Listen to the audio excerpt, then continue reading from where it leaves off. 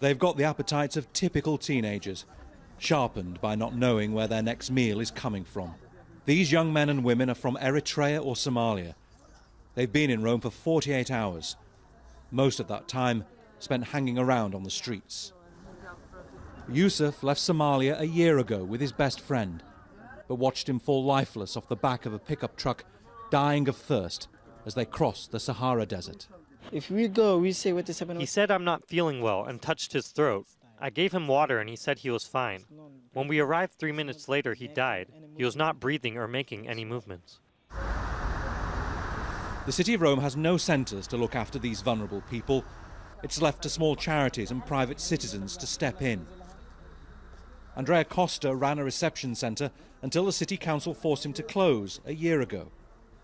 What we think politicians don't understand is investing in welcoming refugees is cutting off all the places where radicals, where fundamentalists can find even people to work for them. No one from the council was available to talk to Al Jazeera, but the mayor is on record as saying that if 100 tents were set up, another 100 would have to be provided 2 days later.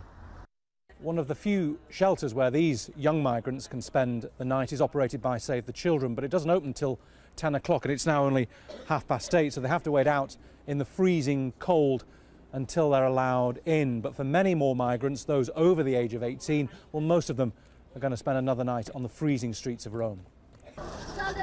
At least 170,000 migrants arrived in Italy this year. Many are now stuck here because other EU countries have tightened their border controls. Yusuf, who dreams of being an Olympic athlete, is joining a very long list of people with nowhere to live and nowhere to go. Bernard Smith, Al Jazeera, Rome.